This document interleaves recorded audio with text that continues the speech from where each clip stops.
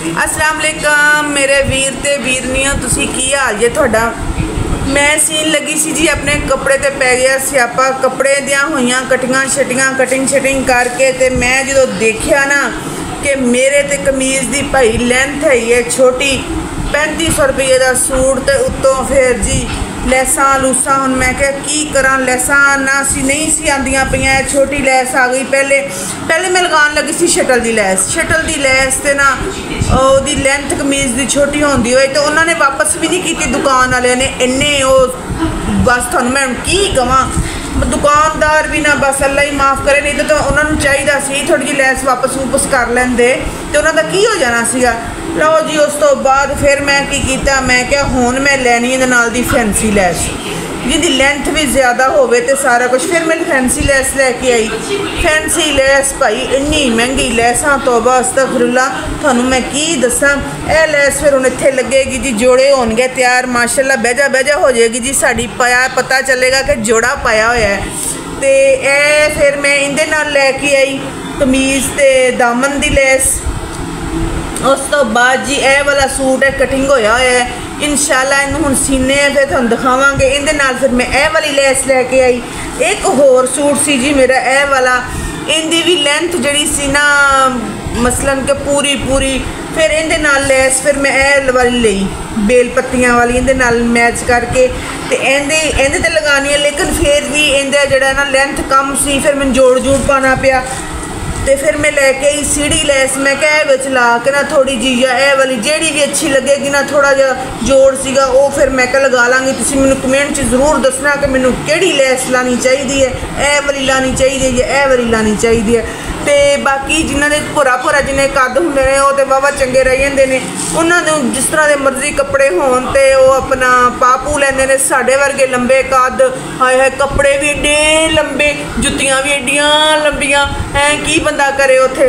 लो जी हुण असीं करदे हां जी अपने कपड़ियां दी सिलाई स्टार्ट ते तुहानूं फिर अपने सूट जो तैयार श्यार हो जाणगे फिर मैं तुहानूं दिखावांगी कि मेरे सूट किस तरह दे तैयार होए ने। लो जी इधरों मेरी नौं दा हो गया जे ब्लड प्रेशर हाई। हुण समझ नहीं आती हाई है कि लो है। असी फिर चैक करना शुरू कर दिता जे मशीन दे उत्ते, देखते हैं जी कितना ब्लड प्रेशर इहदा आंदा है। ते अल्लाह खैर करे, सिर च दर्द कल दी शुरू हुई है, पता नहीं हुण किहड़ा सिर दा दर्द है जिहड़ा मुक्कन च नहीं आंदा पिया। मैनूं ते समझ नहीं आती। किन्नी दफ़ा क्या परौठे ना खादे कर, परौठे बनांदी गोल घ्यो नाल भरे होए, हसदी है अगे हैं। फिर चौल खांदी है जी, चौल ब्लड प्रेशर तो सही है, थोड़ा जिहा मैनूं लो लगदा पे 114 ते 85, थल्ले वाला थोड़ा जिहा ज़्यादा है तो उत्ते वाला पता नहीं हुण की सिस्टम बनया पिया। बाकी जी ब्लड प्रेशर लगता है क्योंकि दिल की धड़कन जी है ना 60 तो होनी चाहिए है, वो 80 तो है ही है। तो बहरहाल देखते हैं, नहीं तो जाने डॉक्टर को जाके तो फिर इनका कोई करवाने की कहते हैं टैसट टूस्ट सिर का, कोई बुखार कोई कुछ कोई थर्मामीटर। अल्लाह खैर करे। नाल देखो जी नाल चावां भी आ गई ने, चावां भी चलदियां ने नाल साडियां हैं। हाँ देखो जी ए चस्कोरा पुत्र मेरा, इन्हें बड़ा तंग किया है, मैं तुहानूं पता नहीं है, बड़े स्यापे पा के रखदा है मैनूं। लो जी गाइज ब्लड प्रेशर हो गया जे चैक, तो हुण असीं चाह चूह पी लीए तो फिर जाने डॉक्टर कोल। कपड़े शपड़े असीं हुण सीने से कपड़े शपड़े गए राह नाल, ते बाकी जिहड़ा हैगा ना इंशाअल्लाह असीं डॉक्टर कोल हो के तुहानूं फिर मिलते हैं। एक ए पिया होया जी, इन्हें बड़ा स्यापा पाया होया घर दे विच। ए देखदे पिओ, ए जिहड़ा हैगा ना अल्लाह ही माफ़ करे, हर टाइम कन्नां दे उत्ते है ते अखां दे अगे है, अखां भी कमज़ोर ते सिर भी कमज़ोर ते दिमाग भी कमज़ोर। की करे बंदा, सारे फसाद दी जड़ ही यही है हैं। ए देखो वड्डे फसाद दी जड़ है जिहड़ी हर टाइम। ए लो जी बस यही कम है सारा दिन। फरल फोन चलते पे ने, फरल वीडियो चलदियां पईयां ने। अखां च दर्द ना होवे ते सिर च दर्द ना होवे ते होर की होवे हैं जी। गाइस ते बाहर मिस्त्री मुस्त्री आ गए ने ते बड़ा शोर शराबा पैंदा पिया। तुसीं यकीन करो इन्ना शोर शराबा पैंदा पिया कि दिमाग फटदा पिया। तुहानूं दिखांदे हैं कि दोपहर दे ना जदों दी मैं बाज़ारों हो के आई ना, मैं कपड़े सिलाई करने सी, इन्हां दे स्यापियां दे विच कपड़े भी नहीं सिलाई होए, जिहड़ा पैप खराब होया सी जिहदी वजह तो मैं मकान चेंज करदी पई सी। ते बहरहाल फाइनल 1.5 साल मैनूं इस मकान दे रहन ते बाद जाके ते कोई जी कोई खुशी की खबर मिली है कि उन्होंने पैप सैट करवाते पे ने पानी वाला, जो उन्होंने निकासी निकलती सी सारा गंदा पैप पानी जोड़ा ना आता साढ़े वाशरूम च, तो सानू बड़ा मजन कजियत का सामना करना पैंदा सी। ए सारी हुण ना उत्तों तोड़ फोड़ की है उन्होंने, रात के वज गए ने 9:30, हजे तक फुरल मशीनां चलदियां पईयां ने।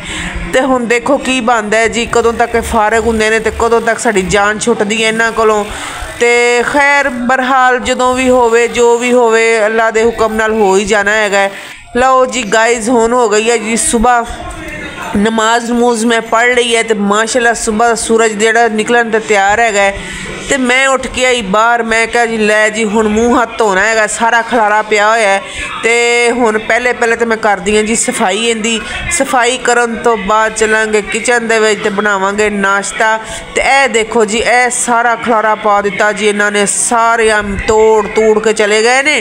तो हुण देखो कदों आके इन्हों का प्लस्तर करते हैं, मंजे मुंजे मेरे भर दिते ने, सराहने सरूहने इन्होंने भर दिते ने। फिलहाल तो सारा खलारा गया है पै, एलो जी सफाइयां कर दित्तियां ने शुरू। तो शुक्र है शीशे शूशे बच गए, टोकरियां कुछ टुट गई ने, मिट्टी मुट्टी विच पै गई है टोकरियां दे। तो ये सारी मैं दोबारा तो सैटिंग करनी पैनी है, सारियां सफाइयां करनियां पैनियां ने। किराए के मकाना तो अल्लाह बचावे, बस दुआ करो कि हर मुसलमान नूं अल्लाह मियाँ अपना घर दवे। अपना घर तो हैगा सी जी, बस जी शहर च नहीं हैगा, दुआ करो कि अल्लाह मियाँ इत्थे भी सानू अपना घर दवे, किराए के मकाना तो जान छुटे, तो मैं अपने तरीके नाल ते अपने हिसाब किताब नाल सैटिंग कर सकां अपने घर दी। तो मैं कहती पई सी जी तुसीं हुण ना एवें करना कि ज़रा मैनूं कमेंट शमेंट करके दसना कि मेरे कपड़े तुहानूं किस तरह के लगे, तो यह जिहड़ी पैप पूप वाला सिस्टम हैगा ना, इहदे बारे की ख्याल है। अल्लाह हाफिज़।